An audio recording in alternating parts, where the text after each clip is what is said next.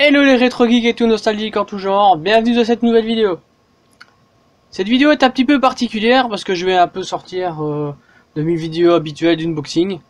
Donc c'est-à-dire qu'il y a à peu près, je pense qu'il y a maintenant 2-3 mois, ah oui bien facilement, j'ai fait une petite découverte via une petite annonce de deuxième main où j'ai eu la chance de récupérer un lot de cartes graphiques encore emballées qui a été tout simplement oublié dans une cave. Donc voilà, si vous voulez voir la suite de la découverte, c'est tout de suite.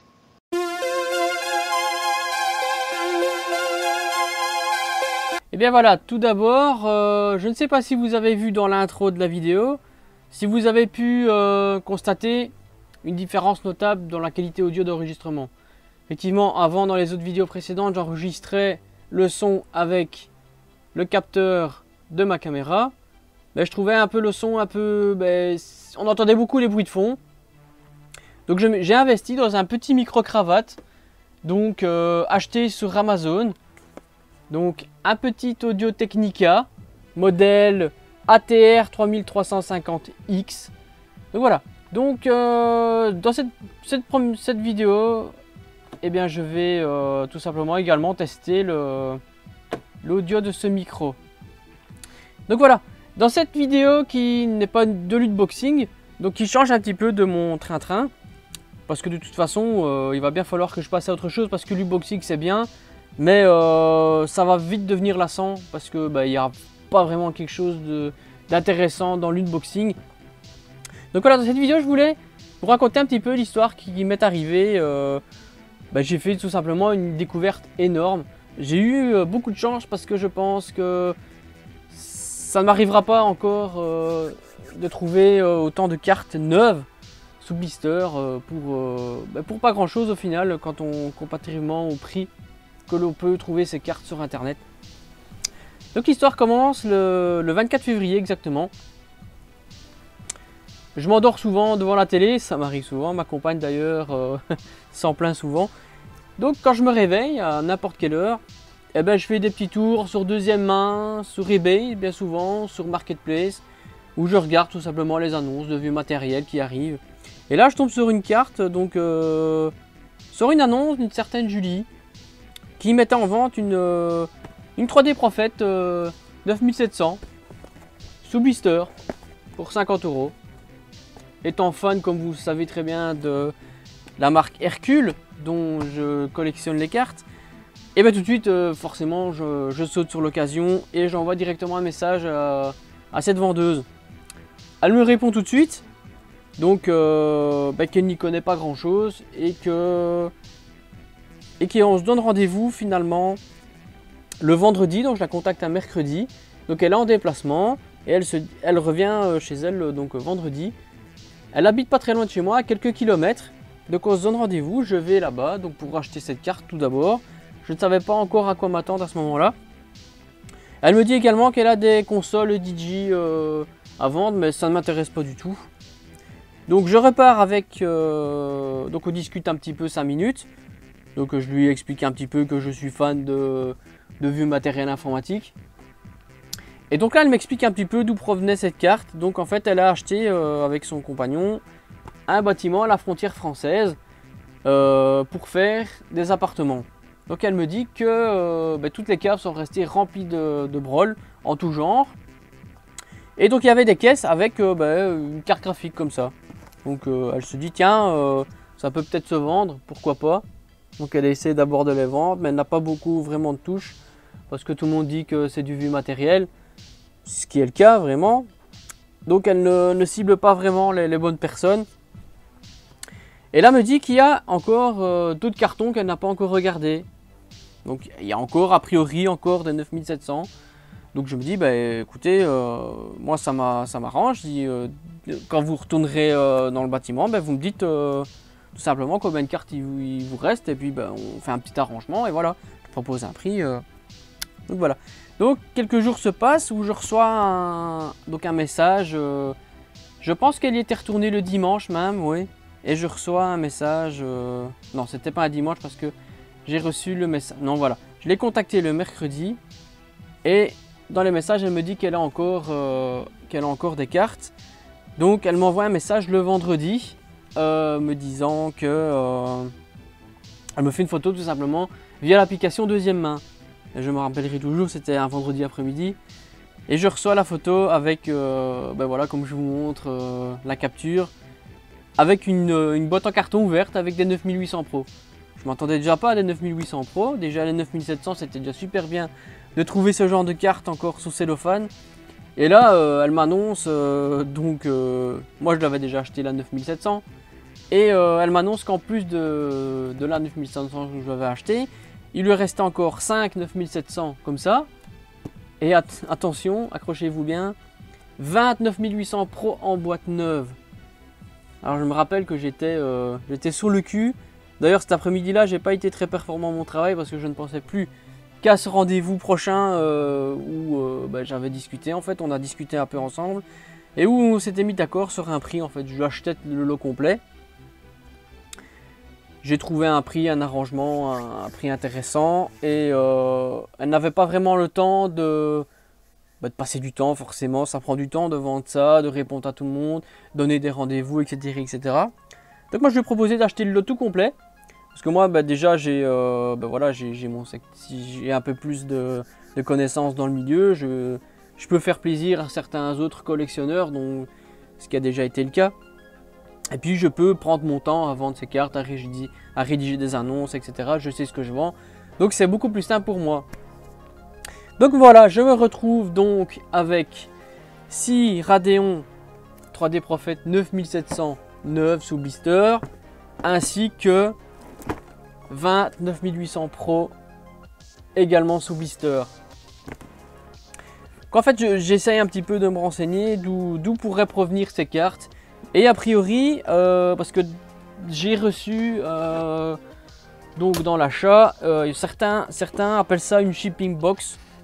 Donc en fait c'est la boîte tout simplement d'envoi des cartes dans les différents magasins informatiques, ou à l'époque, ce qui se faisait souvent dans les grandes surfaces. Maintenant on ne retrouve plus de matériel informatique comme ça dans les grandes surfaces, ce qui était le cas encore à l'époque. Donc je vous parle de ça, c'était en 2003.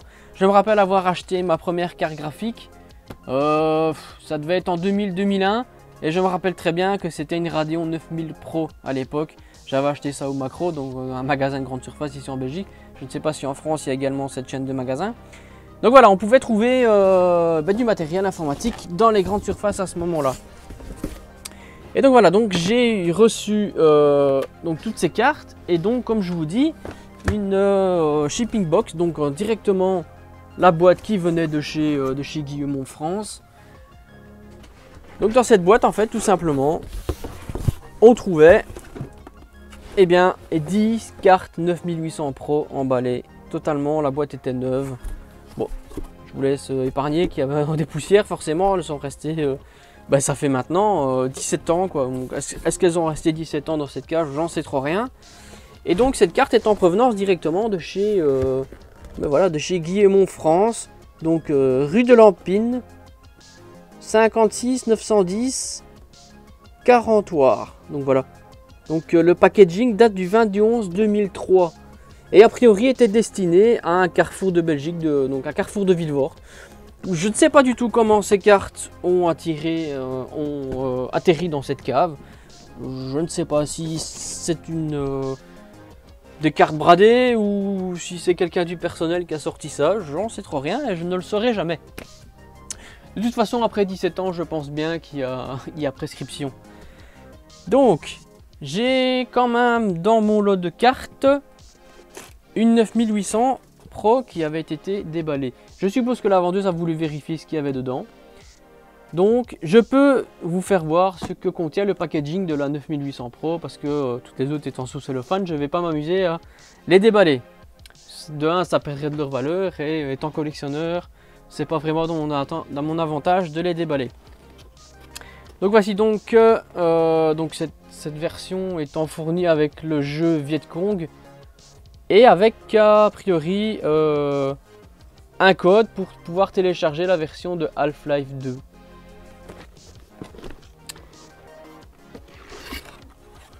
Donc voilà, donc malheureusement cette carte a déjà été ouverte.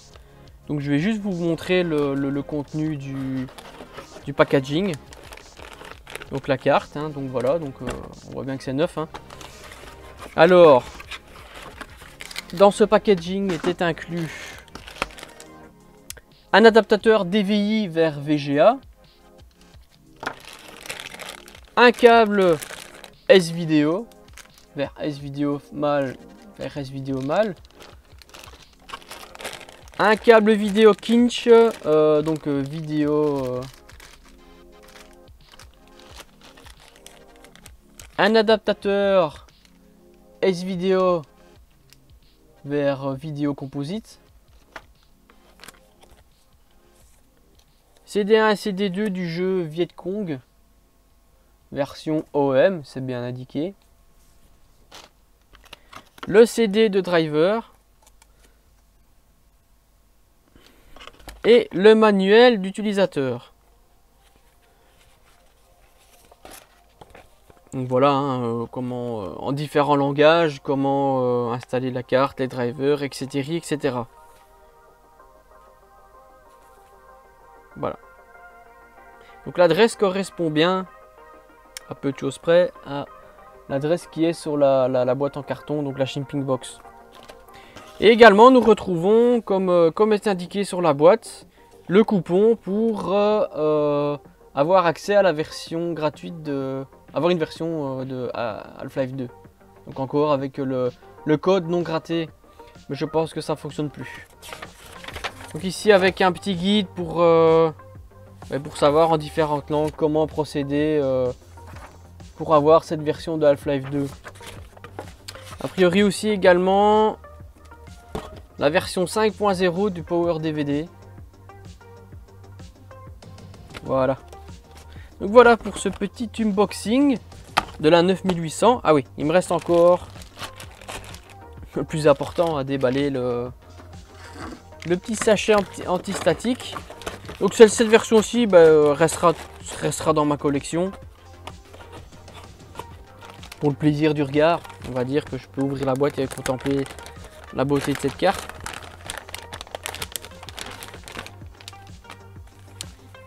Et donc voilà, une magnifique 9800 Pro 3D Prophet, toute neuve, avec le connecteur Molex, neuf dessus encore, déjà attaché. Et donc celle-ci, il s'agit d'une version PCB rouge. Il faut savoir qu'il y a deux versions de la 9800 Pro. Une version avec le PCB bleu, parce qu'en général toutes les cartes Hercule sont avec un PCB bleu. Et il existe des versions comme celle-ci en PCB rouge. Je ne sais pas pourquoi il y a deux versions différentes. Sans doute un manque de PCB, je ne sais pas trop, parce que celle-ci, si vous regardez bien, le petit logo Hercule, c'est simplement un petit autocollant collé sous le PCB.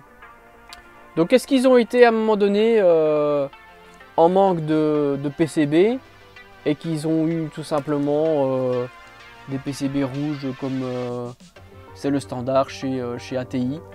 Je ne sais pas trop. Voilà, donc il y a deux versions différentes. Et moi j'ai les versions a priori rouges. Je suppose que toutes les autres cartes que j'avais, toutes les autres cartes qui me restent d'ailleurs, sont toujours en PCB rouge. Mais je ne vais pas ouvrir toutes les boîtes pour le confirmer. Si les gens auxquels j'ai vendu les cartes veulent le faire, libre à eux. Ce qui ne sera pas mon cas, bien évidemment.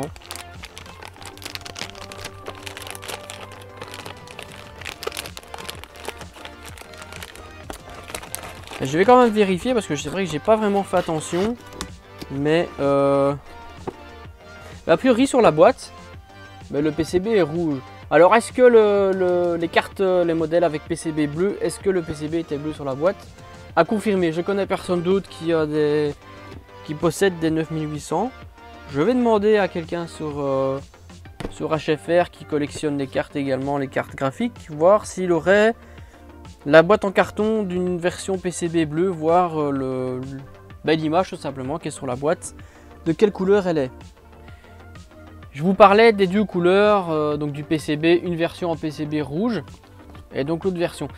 J'ai retrouvé, on m'avait envoyé donc toujours un gars super sympathique sur HFR. On m'avait envoyé une 9800 Pro. J'ai été regarder, comme ça je vais pouvoir vous montrer tout de suite la différence des deux PCB. Donc voici donc la 9800 Pro en PCB bleu. Donc là on voit très bien la différence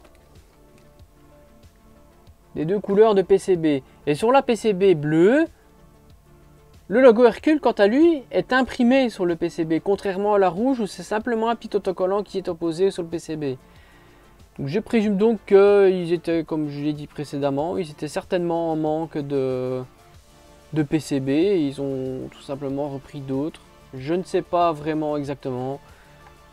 Il faudrait que je mène ma petite enquête à ce sujet. Sinon les deux cartes voilà, sont identiquement, non pas tout à fait identiquement les mêmes, parce que sur celle ici, donc on voit bien que nous sommes avec des condensateurs solides. Et ici nous sommes toujours avec des condensateurs classiques. C'est étrange parce que c'est pareil, ici aussi c'est des condensateurs classiques. Et sur la rouge c'est des condensateurs solides. Sinon voilà, ce sont les mêmes cartes. Il n'y a pas de différence hormis ça. Voilà, je voulais juste vous montrer la différence entre les deux PCB de cette 9800 3D Prophet.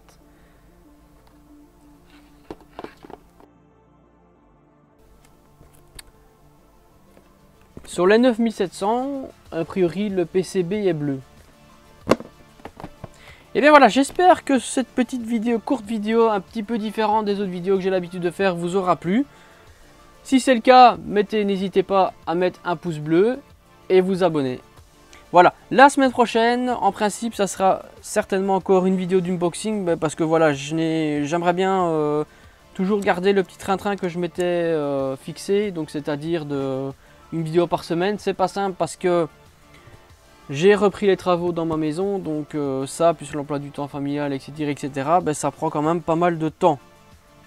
Donc voilà, donc la semaine prochaine, c'est soit un épisode d'unboxing, donc du matériel du mois d'avril, tout simplement, parce que nous sommes maintenant au mois de mai, ou alors un petit épisode spécial IBM. Et voilà, donc je vous dis à la prochaine, et portez-vous bien.